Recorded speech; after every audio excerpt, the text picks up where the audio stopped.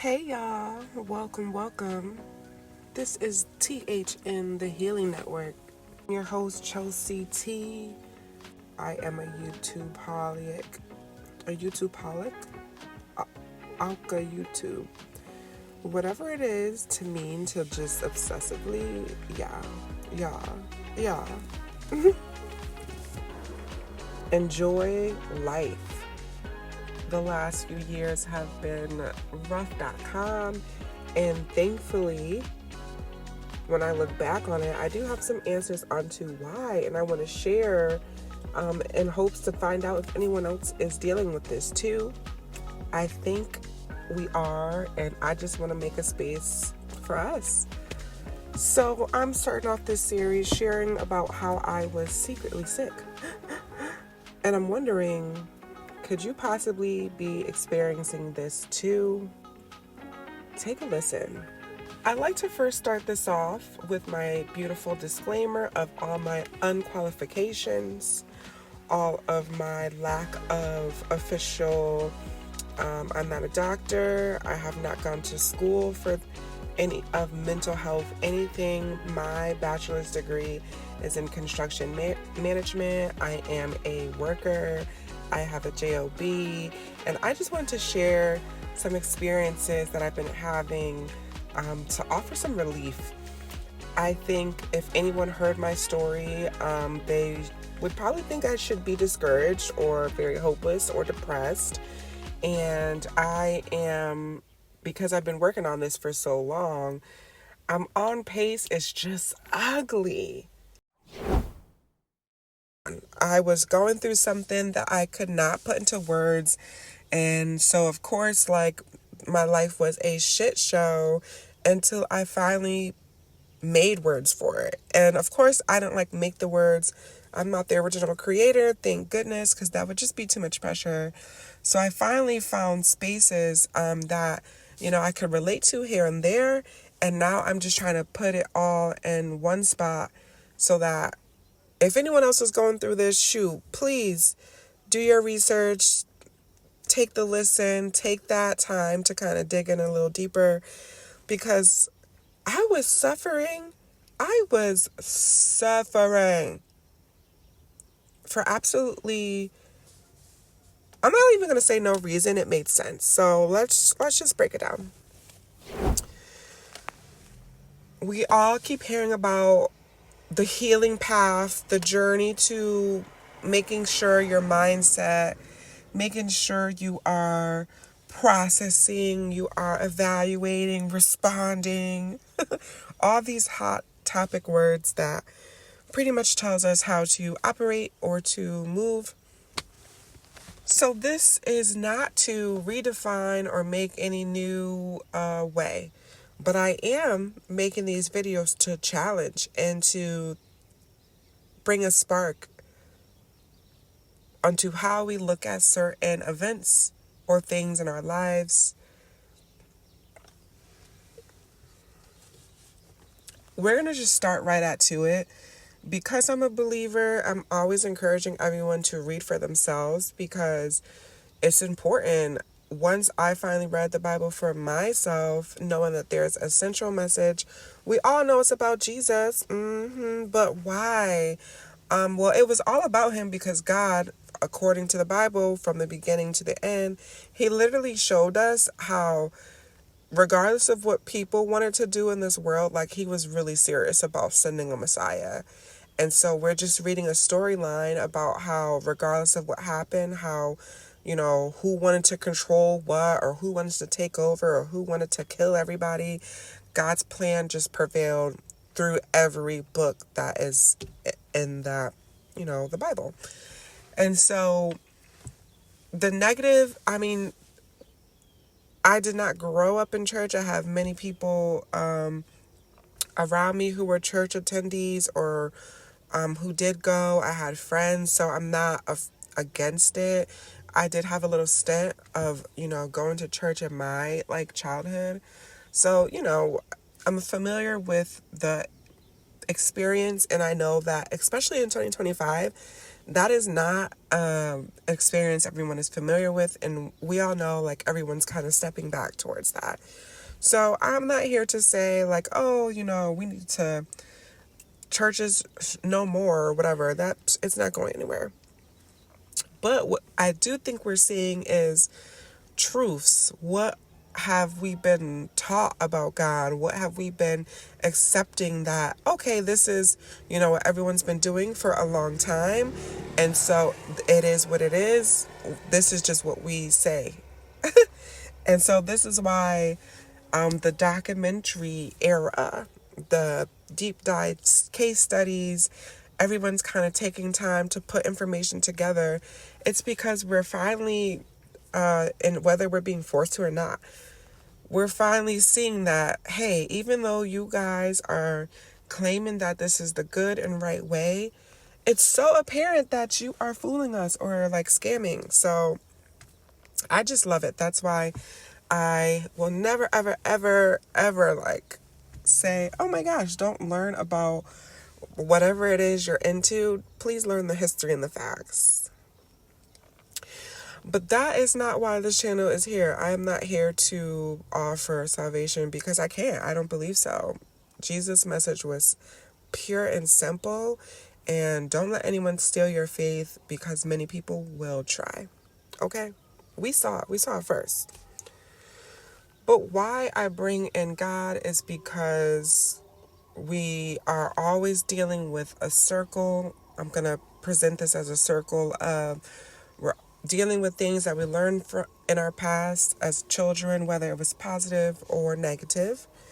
We are then experiencing life as, right now, what's playing out. How are you doing at your job? How are you emotionally reacting? What is the energy you're putting out? Are you the energetic life of the office? Everyone can't wait to see you. Everyone's schedule because you're just involved. Are you the one in the office who everyone fears because you will snap in a hot second and everyone knows what time it is when you step into the building, so don't even start with you because you'll go off? Are you the one that everyone knows works here but is so silent and they've never heard you speak because you're in and you're out? You're like a ghost. You are seen but not heard. You are skating by the cracks. You are never speaking too loud. The list can go on. But I'm not presenting those categories to stick you in that box forever. It's always just to, are you acknowledging, one, that is who your energy is presenting, that is the vibe you're putting out. And then we'll look at the goals that we want. So if we're talking about we want to be married, we want to have kids, we want to have a house, you want to pay your debt off, you want to fix the relationship with your mom, you want to start a new business, those are acceptable things. No one's fighting you on those things either. So we're always conflicted with these big four concepts that don't have any one size fit all structure. And that is what I want to talk about. That is what I am into. I love that nasty, mucky, okay, well, which way is the way? You forge one. You make one. That is why we're in a day where everyone is like, oh, we don't need any empathy, or we're too understanding. We need to focus on self. It sounds so selfish, and anyone who hears it, especially if you have a religious background, you're like, these people are leading us right into hell. So I get that sentiment. Let's talk about why some people may always prescribe to get rid of toxic behavior or to get rid of behavior where you're constantly depressed or you are constantly angry. Why therapy is so acceptable in today's time, which I think when anyone tells me that they're going to therapy, it just makes me think that your environment that you're in right now, you're currently not being heard. And it's so bad that we have to go to someone outside of our situation to be reassured about, okay, what the heck is really going on? Because conflict, even though it's very acceptable, conflict is very popular, but it gets us freaking nowhere. After we argue and after we fight and after we say whatever we're going to say, the issue remains. And so I am an advocate of solutions. Solutions just means oh, I was not able to put my hair in a ponytail, and then I got a gel solution that really slicked back my hair. And so when I use my brush, my hair laid down way tighter than it ever have. And now I can put my hair in a ponytail. And so, of course, we know that everyone does not like gel because some people have a negative reaction. It may flake up. It may turn white. It may start causing irritation on our scalp. So we know that we can't use gel, but we learned that a mousse with a hair cream does the trick just as well. And so that is my goal, projective. I know that I cannot give you the solution that's going to work just for you, but please be encouraged to tailor that solution up to who you are to get that solution. And so that's why I'm tackling this, because I went through so much pain and I could not put it into words because I understood that what I'm going through is not this person's problem.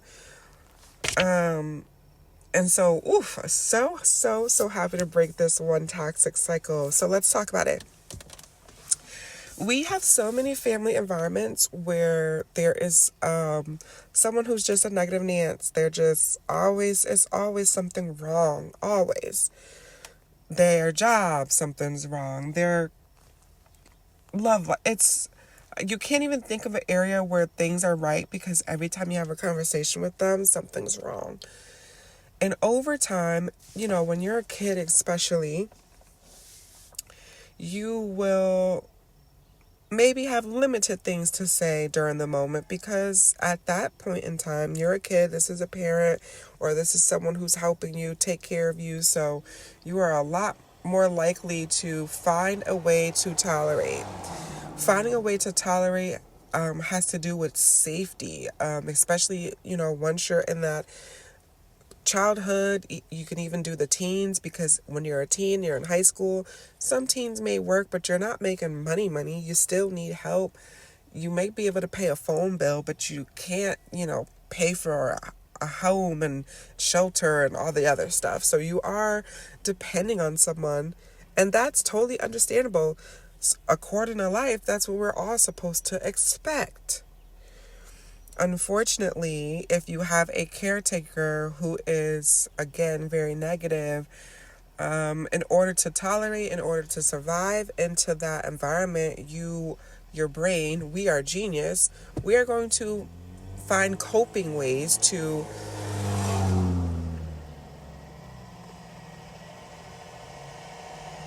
I'm not mad at it, I'm outside. I'm outside. So, of course, I'm not mad at it. I think it's genius of our brains. What a wonderful God to be able to calm ourselves down when there is something that is out of our control. Because we may, and so that's why you hear about all these coping response, or your physical response. Are you flighty? Are you fighting? Are you freezing? These are just different responses that anybody can develop, and you'll do it. It's more tailored to you and your nervous system. So the best example is you have two people. You can have, the perfect example is the twins who have an alcoholic father, and as a kid, their father was an alcoholic, raging, angry bastard. And so once they grew up, there was maybe therapy, a study, whoever, someone was following them. And one twin decided to never drink because his reasoning was because of his father. And the other twin decided to drink and his reasoning was because of his father. And those two ways to cope, because at the end of the day, they both experienced something very painful. It's no fun. I mean, we don't want to talk about it, but it's no fun being raised by an alcoholic. It's no fun. It's freaking stressful. There's always something going on. The house is always freaking chaotic. It's just the reality. It's very normalized because at the time when the adults who are participating in this lifestyle, they have not found a way to successfully cope with their pain. To me, successfully coping with pain means the people that we see who are not living in a rageaholic environment, who are not living in clutter, who are not living in, just dysfunction, distress on a 24/7 or very high often rate. Those people who don't live like that, those people are not painless. Those people have stories too about things that were difficult, things that were hard for them to process and to move forward in. And so that's why there's no excuse in my eyes. I do have understanding for people who struggle with addiction, who struggle with drugs and alcohol. I get it. But it doesn't make the experience any less painful or more acceptable. It's ridiculous. And in our Lord, in our year 2025 of our Lord, I am so thankful to have a bit more options to no longer live in such misery.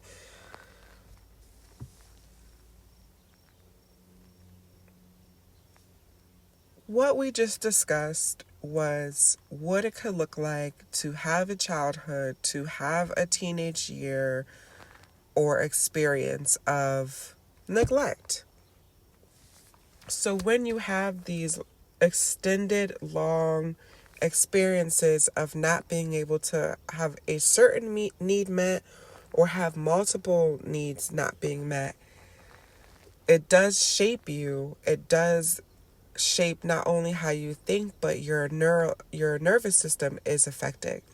And so that's why that book, oh, I have to put it in the link notes. I cannot think of the name, but a body keeps the score, and then I think it's like oh goodness, this is gonna drive me crazy. Hold on, let me find out what that is. Hold on. Okay, that's what the book was called. It's by Pete Walker, and it's called Complex PTSD from Surviving to Thriving. And so between that book and The Body Keeps the Score, these are books that I've read. And I believe there have been many branches that have broken off and kind of touched a bit more in different areas or ways that this plays out. The last 5 to 10 years, this has been the first time where people have talked about their trauma in that way. So it's very comforting. If you've never heard of these books, please go check them out. If you're not a big reader, go on, whether it's Spotify or YouTube, someone has taken the time to review the book or kind of give breakout notes and points of what these books are trying to impact everyone on.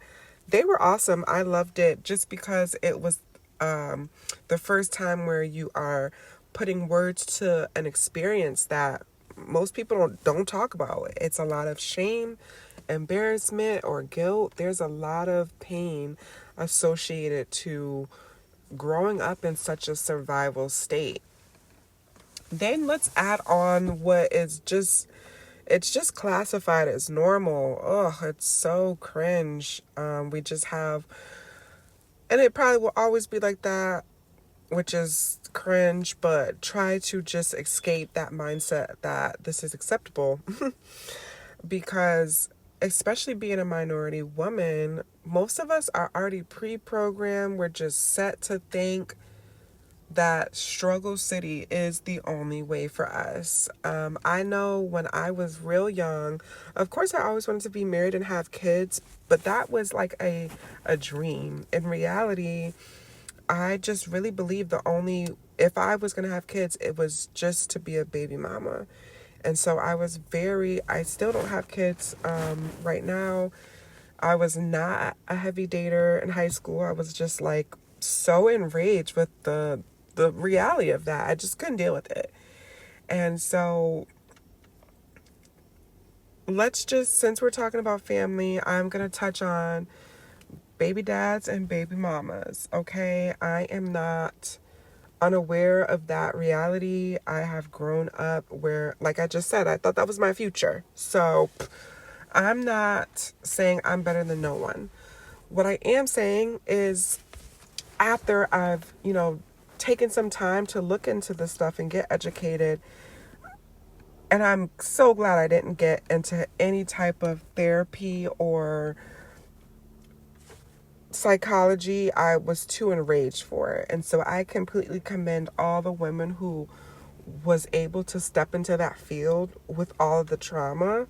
That's why they tell the therapist that they have to have a therapist, because hello, they're not they're human. So of course they're still going to need someone to talk to, someone to make sure they're on the right track, even though they're helping and advising others.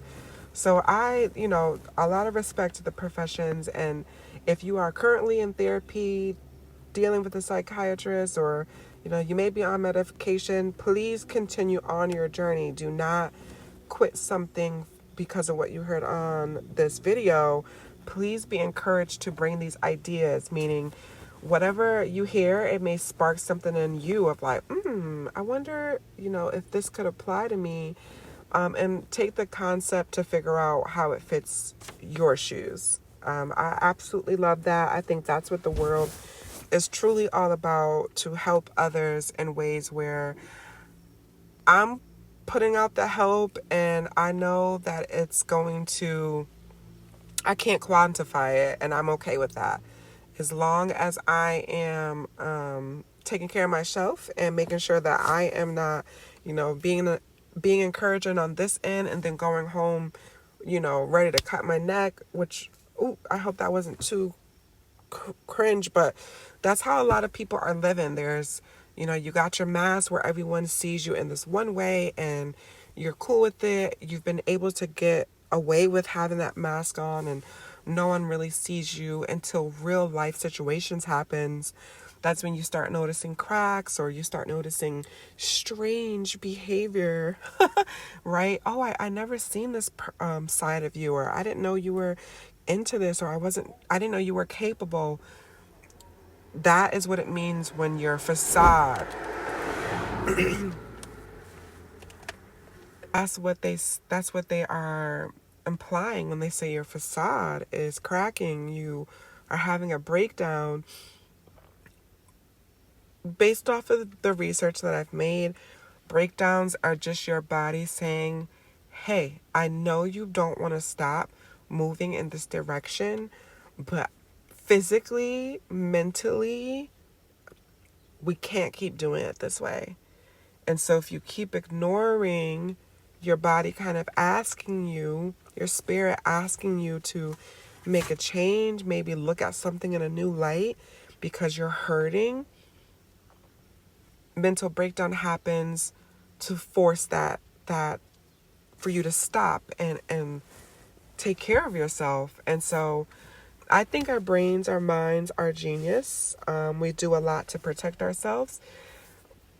I am highlighting that because we have this genius system, we want to be a little bit more mindful about what our body is saying, what we can do to help ease ourselves, ease our mind, ease the nervous system, and re-regulate so that you're not in the hyphenated, high alert, hyper vigilant. Those are hot words that is telling us that we gotta take it down to a 1. We're at a 10. So now we're going to talk about how this is playing out now, because truthfully, I think we're all kind of tired. especially the older generation, they're like, you guys need to stop blaming your parents. And I agree with that sentiment to an extent. There is going to be some point in this journey where you can be as mad as you want to be at them, but that anger is blocking, it's kind of holding us back, it's kind of stunting the progression that we're really trying to get at. So you will have to find some way to relieve that anger.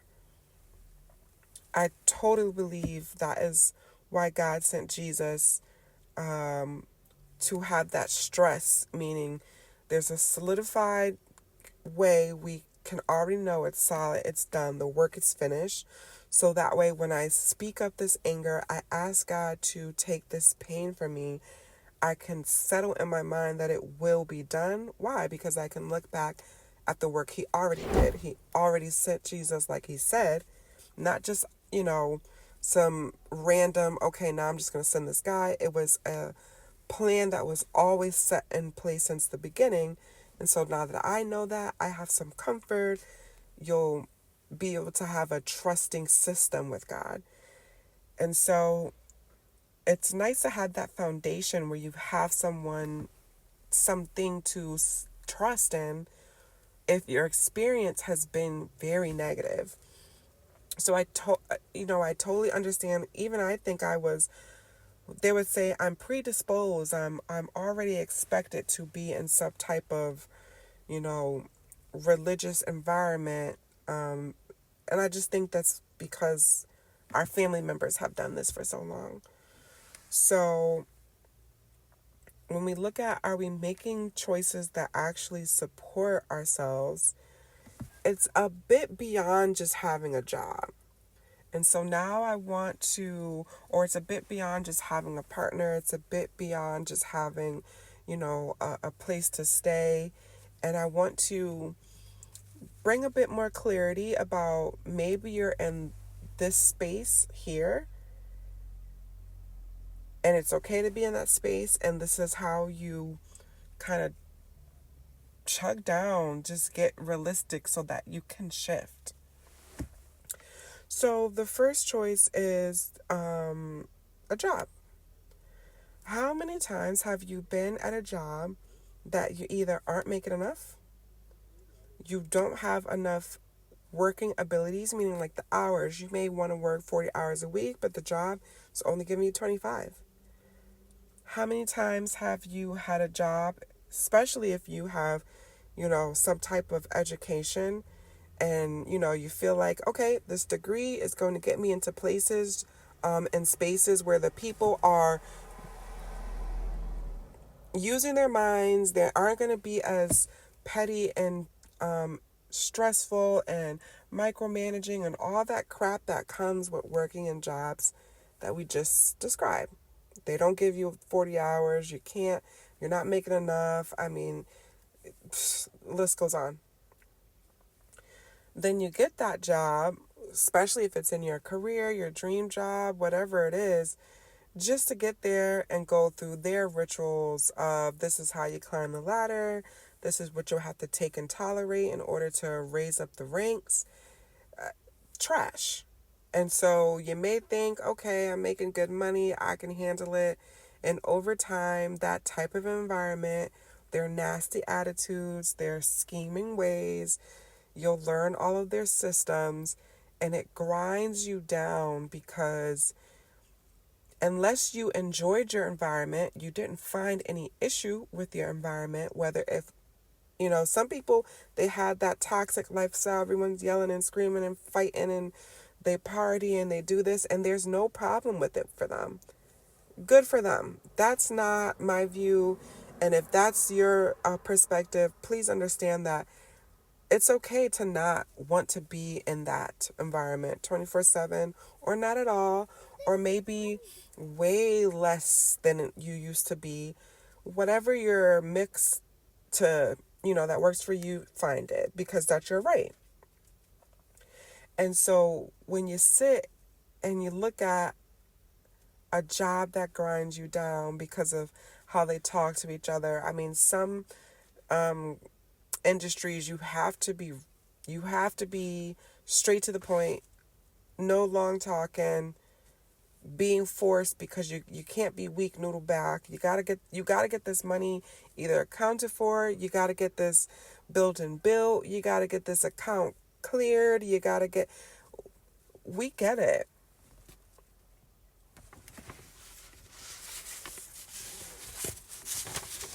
What do you do when you're at that space? You know you need to switch that job. You've been talking about it with your friends. You've been talking about it with your loved one. You've been talking about it with your people at the job who all hate it. But it's been 3 months. You haven't progressed into maybe getting a new resume, doing job applications, or maybe you've put in a job applications, but you've gotten no follow-up calls. You haven't made any follow-up. There's so many steps that could be taken, and the biggest thing that you can do to really start making a change, stop lying to yourself. The biggest, the most times that I was able to make changes when I was very honest with me. The hardest times in my life is when I seen a truth and ignored it. I seen something that I knew I wouldn't do. This is something I wouldn't want in my home, but I am not going to challenge this. And so what I mean by challenge this is if you're at a job, if you are in a space where you're going there 5 times a week,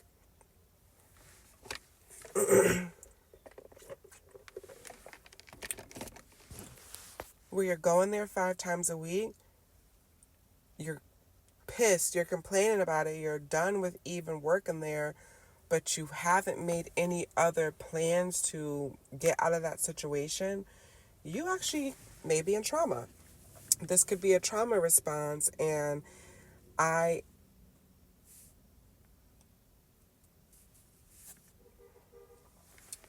I could only make that identification because that is something that I experienced. And once I realized, like, oh, this is actually trauma me. Like, I am feeling, this environment, the way they talk, the way they're, operating, it doesn't agree with me. But I'm moving as if I can't do anything about it. And that's not true. That is the most empowering feeling. It's like an epiphany moment. It is a empowering moment, and you have to be careful because you will find yourself getting very excited, and then you may take that step to clean up your resume. You may take that step to start looking at what positions are open, or you may take that next step to reach out to your network. The goal is to keep making steps until the goal is reached. And fighting through that journey of all the uncomfortable feelings that will come about when you're doing this process, that is something that builds your confidence, your character. It improves your spirit because you are now practicing resilience. You are now moving in restoration. You are acknowledging that this is something that you do not want, or this may not align with you. You're acknowledging that this is something that you cannot up and change today.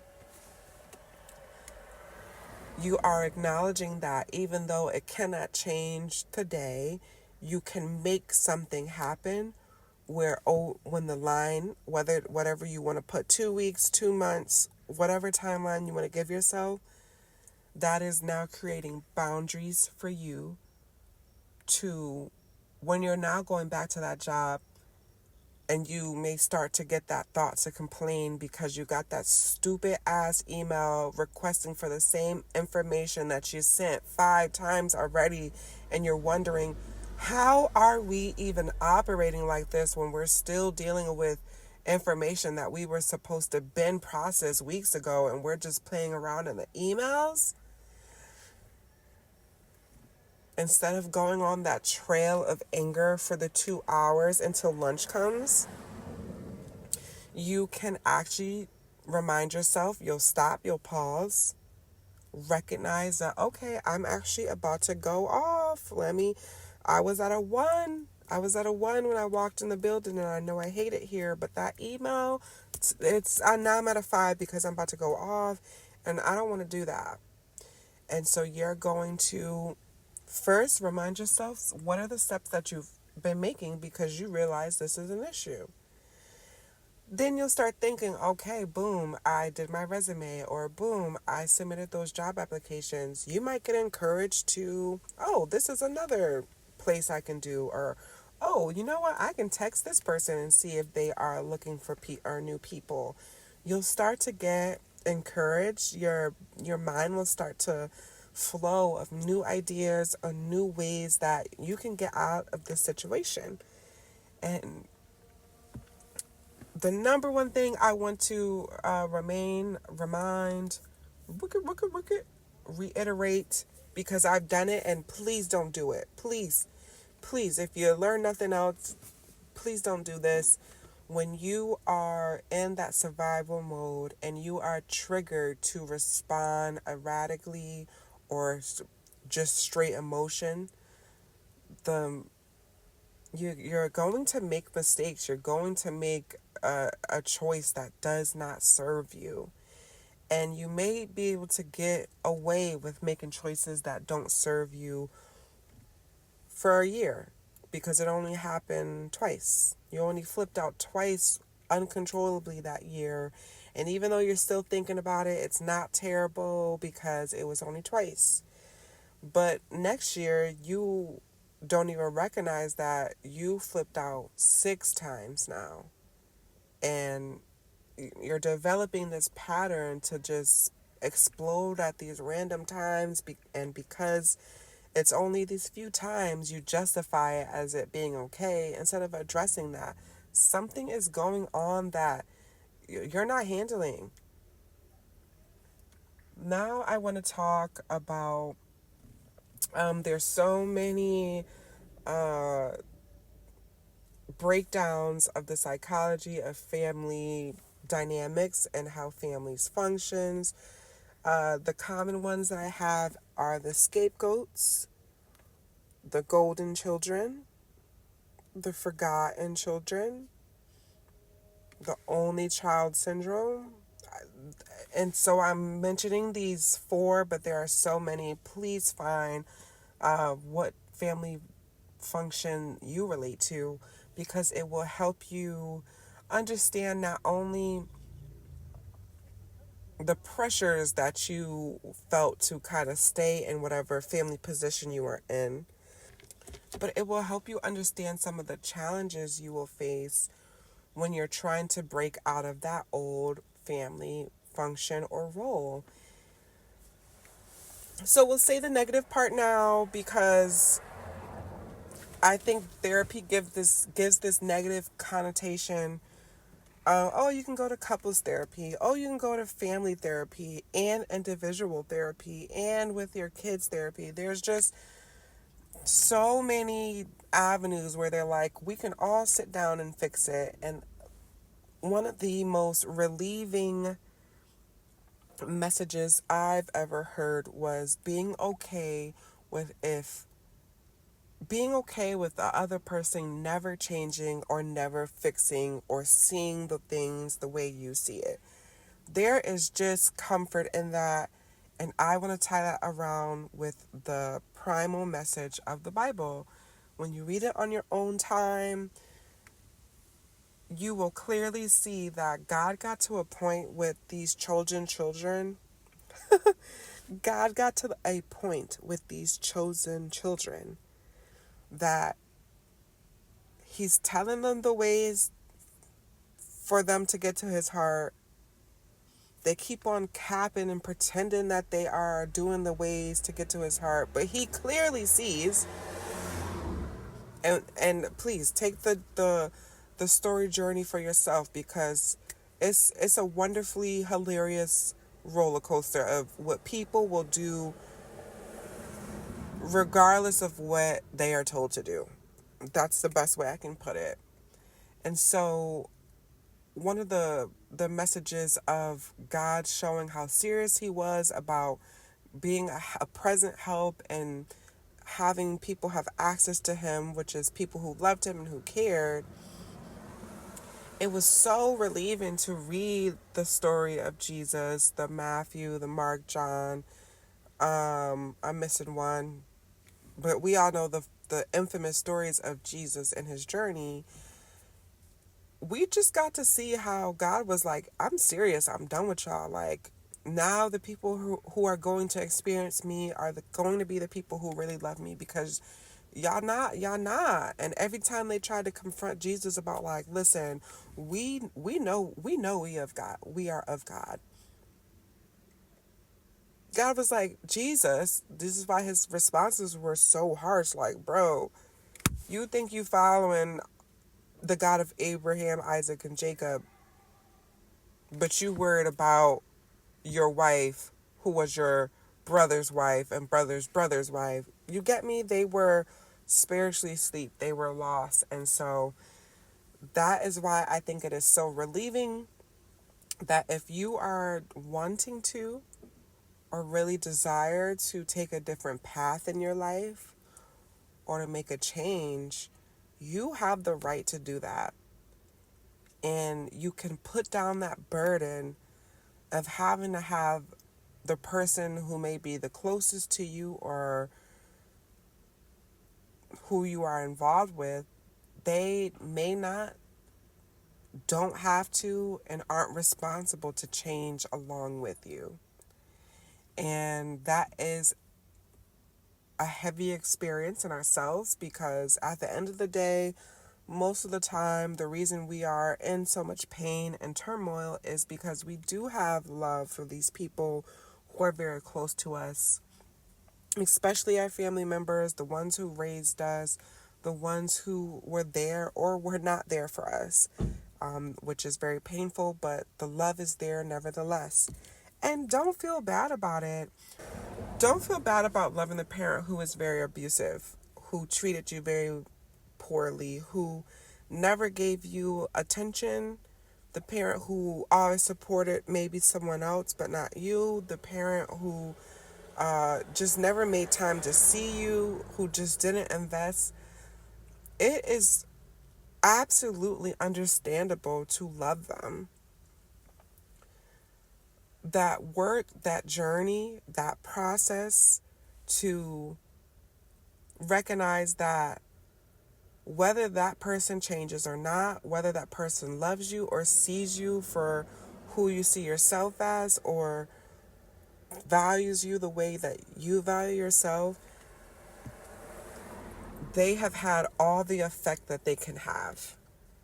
And you should clap for yourself, commend yourself, because even though they are not able to see you in that light that you see yourself in, you overcame something that they could not. So one of, and I'm going to tag his content and information below. He has started a wonderful YouTube channel. It's called The Hopeless Romantic Society. And we're going to talk more about him when I do my relationship video. But he does a really good job at tying in childhood things or patterns that were learned in our, parents' homes, and kind of fishing out how it's playing out in our decisions with partners. And he does it in all this fun and playful way. So I just love the channel. We'll talk more about that. But we brought that up here because it's the same for family members. And so I am going to do this buttle about why I think BMs and BDs it makes perfect sense. It's like if you were, had your ingredients for like, how am I going to set the trajectory of what family will be like? This is how you do it. Okay, so of course we are forever in this gender wars. It's been going on since I can recall. We have our history. There's so many excellent Black content creators who do really good deep dives just about what the Jim Crows, what the housing segregation, what, division about what towns or areas you can live in. These are all areas that people have broken down and just really dived into how it's affected us. So I'm no way saying oh yeah, this is not a big deal. We can just, start working a job and move anywhere we want and live. Clearly that's not the case. We are living in a world where the tension, racial tension, political, everything you can think of, we're at a height and it's going to keep on going, and we just have to build up our strength and our nervous system to handle it at this point, because it's better than being in a literal war. And then everyone's like, well, because being in a literal war would be too costly for any country or participant involved, they are slowly keeping us at war. And either way, both thoughts are unsettling. So the reason I say BMBD makes sense is, let's be real about our home life. Most of us, we'll talk about, let's not even say most of us, we'll talk about the home lives of the single parent households. Single parent households are typically does not only consist of just the mom and the children, but it can consist of the mom and maybe a group of women who also have children, who also don't have a active father, or who also struggles with a similar situation with a man that keeps them from experiencing the full family picture. And so we have those groups. Then we have the other groups who did have two parents in the home and did have two genders to learn from, grow from, and copy from.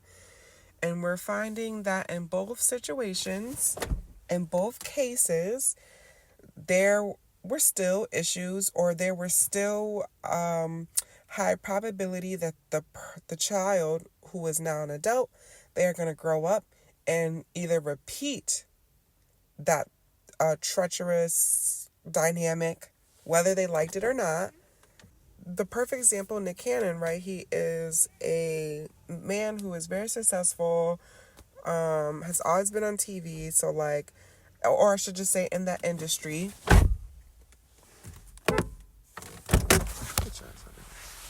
Sorry, I was fighting with this girl who was yeah. So, he was always successful, and he is always bashed because he has 10 plus kids by 5 plus women. So clearly he's not doing any conscious effort to have a traditional family. The uproar that most people have, and I thought if anybody could have that crazy amount of kids, I always agree that it should be someone who could financially take care of it. Take care of the kids, because that has always been the criteria. If you're going to have these large amounts of people, these unaverage amounts of responsibility in your home, you should clearly be able to provide everything that needs to be provided for in that home. Otherwise, why would you be willingly walking into something that you know you cannot provide for? However, Nick Cannon is so wonderful because he is not the only one. He's just a representation. And so then we can automatically go to our heads about, we have a family member or, a generation where they had large amounts of kids. And so, of course, it was more acceptable 50, 75 years ago, right? Because they were on farms, they had a lot more responsibility, they needed help around the house. That was the reason why they were having so many kids. But it's 2025 now, so what's your reason? What's the justification for it? I believe that these celebrities are just some of the examples. That's why we are able to relate to them so much. we are finally seeing that there is a deeper reasoning for why people are choosing to make choices that don't serve them. And so, of course, like in 2025, and I'm not saying like he's like, oh my gosh, I shouldn't have did it. That's not his stance. He's just being a bit more aware of like, okay, yes, I have the money for it, but I see other areas where I'm missing being a part of my kid's life, or he's missing out on influencing them, on influencing their character, their development, what a man should be like, what men are, because he's not there. And he has, you don't just have this one family that you are trying to hold together. You have 5 different family households. So it's gonna be hard. And I haven't seen a polygamous group yet. In fact, all polygamous groups keep showing us why that lifestyle does not work. From the Mormons, the super religious, the ones who, clear, supposedly they are not watching porn and drinking and smoking and throwing their lives away.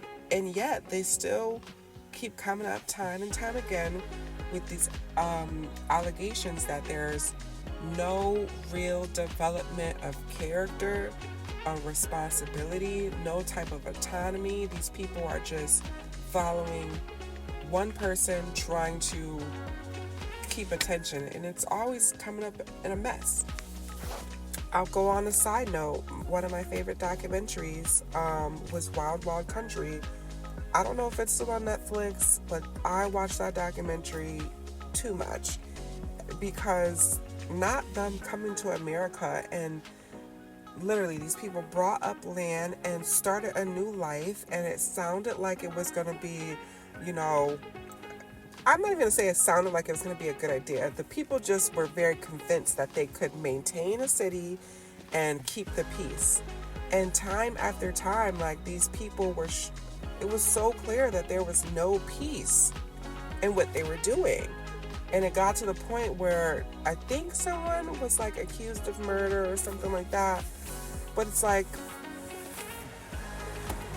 anytime you capping on some peace, somebody's gonna be dead. Because I thought you said you was, taking care of your people. Why are there allegations that all the girls are sleeping with this one guy? These girls are, it's just always some other mess. So I think that's what keeps us alive. That is life. That is what keeps it exciting, because truth is fun. Truth is like, you know what? You're lying. You're lying. I don't have to be under this.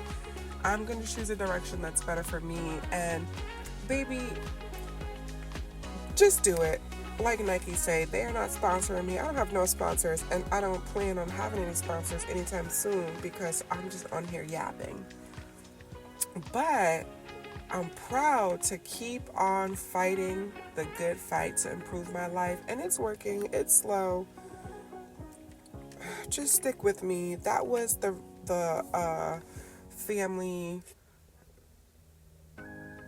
That will be the series, the backdrops, and we'll just really get into it. So, I've yapped long enough. Thank you so much for sitting down with me. And until the next one, I'll see you guys then. But until then, if you do nothing else, please, please, please, take care.